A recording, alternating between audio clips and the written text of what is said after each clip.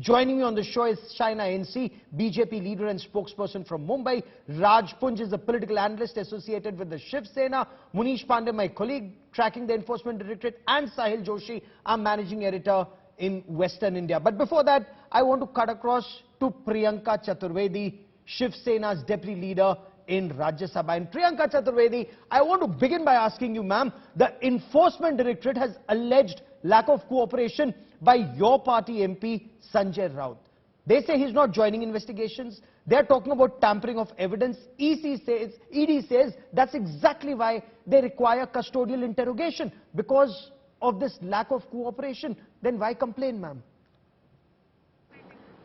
I don't know if you all heard the statement of his brother, Sunil Raut ji, who said not a single document was asked for.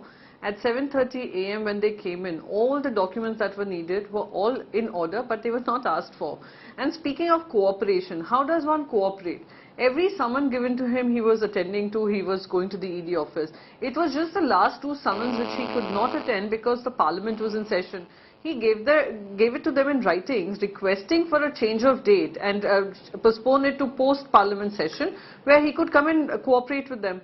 But I do not know what was the tearing hurry for them to not, give him an alternate date and go to his house and arrest him, detain him, arrest him. And not a single shred of evidence was asked for. So this non-cooperation, etc. also fell flat today in the court, where they were asking for 8 days of custody. They've been granted 3 days. 3 days.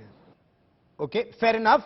Now, Sanjay Raut's brother, of course we heard what Sunil Raut had to say. He also claimed that money found in the house, incidentally, belonged to Maharashtra Chief Minister Eknath Shinde. Claimed this wasn't personal money, but party funds that were meant for the trip of members of parliament and leaders of the Shiv Sena who were to go to Ayodhya. Ma'am, if that is the case, why was this information not shared with the Enforcement Directorate? Why tell the media now? No, ED cannot, because, two questions you've asked me. Why was it not told to the ED? We cannot report our day-to-day activities to Enforcement Directorate just because they're investigating on a case which has nothing to do with the cash found in the house. It has to do on the basis of some charges that they have been levying on him, and a case which is 20 years old. So that is point one. Now point two, about telling the media. I'm telling you, all the sources-based information, right from audio recordings that have been leaked to media, have been coming from Enforcement Directorate. And by the way, I call them Enforcement Directorate less now, and I would rather call them Extended Department of Bharatiya Janata Party, because they're working on their behest. So they have been putting out sources-based information, and media was questioning Sunil Raut ji. He answered them honestly, whatever the answer was, and he's given it to them. If Enforcement Directorate feels otherwise, if Eknath Shinde ji feels otherwise, they can come clarify. Okay. No, but Priyanka Chaturvedi, Uddhav Thackeray says he's proud of Sanjay Raut. Abhiman hai. ED says there is evidence of money laundering. Isn't your leader, ma'am, prejudging this case? Why not wait for courts to decide whether Sanjay Raut is guilty or not based on evidence? Because all the evidence that has been, used by the ED, which is none as of now. There's no documentary evidence to prove any of these charges. There is no case against him. These are all cooked up charges that you are seeing, and we are confident that he would not cow down under this pressure. It is political vendetta at its best. And let me quote you a simple figure.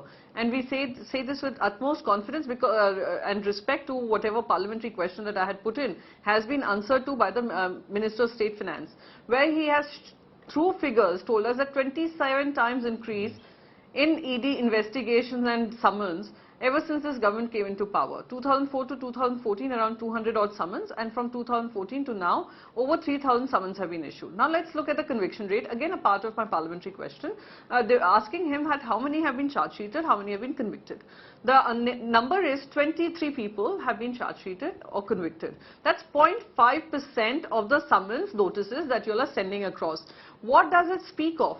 It speaks very clearly of Enforcement Directorate becoming extended department of BJP, working as per the script of the Bharatiya Janata Party. So we speak with confidence that this is nothing but a political witch hunt against Sanjay Raut ji, because he had been speaking vocally against the government, whether it was in the center, whether it was in the state. Okay. So you are saying this is a witch hunt.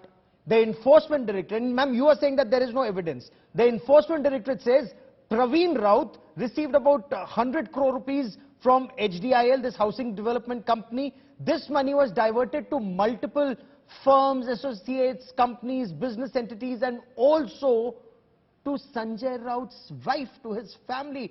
83 odd lakhs were used to buy a flat in Dadar. Is that true? Is that not true? Should Sanjay Raut not clarify in courts whether funds came to his family and whether those funds were used to buy a flat at Dadar, and whether once investigation started, 55 lakhs were returned? Again, documentary evidence versus information that is being leaked by the ED to the media. I will just say one thing. Do you remember 2014, pre-2014, there was this entire 2G, 3G scam and a huge number that came on the front page of Times of India, if I'm not mistaken. It was a leading publication, I'd say. It was quoted by CAG, which is Vinod Raiji. What happened to that?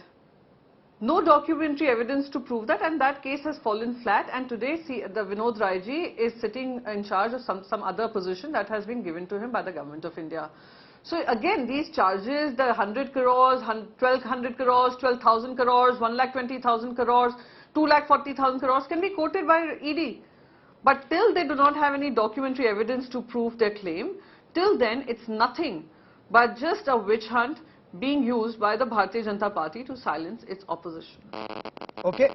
You are saying that there is no documentary evidence. You are saying ED's conviction/charge sheet rate is 0.05% as responded to by the government in parliament. But Priyanka Chaturvedi, the ED says it's not restricted just to one flat in Dadar. There are allegations, or ED is investigating money trail that resulted in the purchase of at least 8 plots, not just flats, 8 plots in Alibag, including in the names of family members of Sanjay Raut, his wife, and one Swapna Patkar. Now, all these allegations, should Sanjay Raut not come clean on them, not come clean on these allegations, instead of saying, I'm in parliament, I'm busy in parliament, I'll come to you at a later date? No, PMLA charges is just another tool for ED to go ahead and put some charges and leave the onus. It's unfortunate Supreme Court judgment where the onus of proving yourself innocent is now on the one who is accused. Till now, we believe law followed the thought of innocent till proven guilty, but the recent Supreme Court hearing, and with all due respect to the Supreme Court, the verdict has put the onus on the accused. Having said that, whether it is 8 properties in Alibag or whether it is a Dadar property, everything is accounted for, everything shows in his returns, everything is, I would again go to say, has been done under the notice of, financial transactions and transparency. For them to make up these charges, they will have to prove this in the court of law. Yes. And we are all waiting and watching. Okay. Now, you gave a suspension of business notice in Rajya Sabha on the alleged misuse, and you've said, and the opposition is saying that whether it's the Enforcement Directorate or the Central Bureau of Investigation or the Income Tax Department, these government agencies are being misused. Ma'am, how are you moving forward on that? So I wanted this discussion to happen, and this discussion does not just relate to my party. It also relates to a lot of opposition members of parliament, opposition leaders, and forget the opposition for a minute. It is now, the Enforcement Directorate is now being used as a weapon to silence any kind of opposition, whether you look at businesses, you look at corporates, you look at any vocal opponent who has a strong influence in their area. They have been using it very often and very generously. So this needs to be discussed. Are we compromising our institutions to empower the central government, or are we going to have institutions that were built on the back of ensuring that transparency in businesses, transparency in conduct is maintained and there is some accountability? Unfortunately, we have a situation where today ED itself is not accountable for its deeds, its mistakes, and even if it errs, there is no accountability of the bureaucrats who have erred. So that is a dangerous situation to be in. But again, the Rajya Sabha deemed it fit to not discuss it. I will keep protesting about it, because this is not just about our collective futures. It is about the collective future of us as a democracy. But Priyanka Chaturvedi, that's a grave charge to level on officials, whether it's of the Enforcement Directorate or the CBI. You say government agencies, Income Tax Department, CBI or ED, there is zero accountability. Now, are you apprehensive that this Patra chawl fire could next singe your leader, Uddhav Thackeray? No, we're not worried, and if they do also reach out to him, we will ensure that everything is handled the way it should be handled. Having said that, it's not a charge. Let me ask you a question. You said I've leveled a grave charge against the ED. Forget the ED. Let me ask you CBI. Let me ask you CAG. Let me ask you income tax. Let me ask you anyone in the bureaucracy. In the recent times, any accountability sought on figures that were quoted as part of corruption? They were not accountable. They were promoted. Those people who leveled charges of corruption which have not been proven in any court of law, a person has been found not guilty but his entire image tainted, entire career tainted. But any bureau officer who leveled these charges, has there been any action coming against them? If you can remember any particular person, I'd be happy to correct myself. So it's not a charge, it is a fact. That today you can come and point a finger at a politician, call him corrupt, make him go through the entire rigorous process of legislation or judiciary. And once the person comes, gets a clean sheet, shouldn't the one who has leveled these charges be held accountable? They go away without accountability. That is my point. And having said that, ED, IT, CBI have an important responsibility towards this nation. They should remember that. Their responsibility is not towards the government or the political party in power. It is towards the government of towards the country. Okay. But as of now, ma'am, your party is split. Several leaders of the Shiv Sena are no longer with Uddhav Thackeray, and your leader gave the example of Hammam and Pani and all of that. But with your party split, what is the next course of action for you and for Uddhav Thackeray or your faction of the Shiv Sena, ma'am?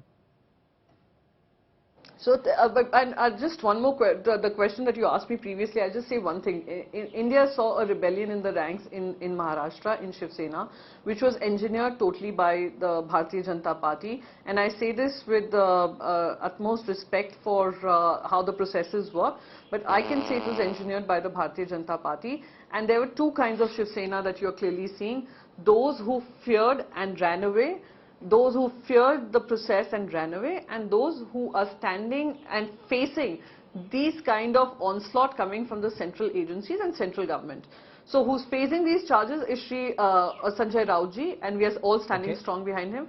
Those who feared are today sitting in the BJP camp and reading out a script provided by the Bharatiya Janata Party. 30 days of no cabinet in the state of Maharashtra. Nobody is questioning that.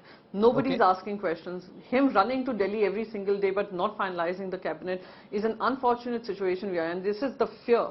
This is the fear of ED that is being instilled on every single representative of the public. Priyanka Chaturvedi for joining me here on the news track. Many thanks. And we here at India Today, we ask questions including on government formation or cabinet not being formed in Maharashtra.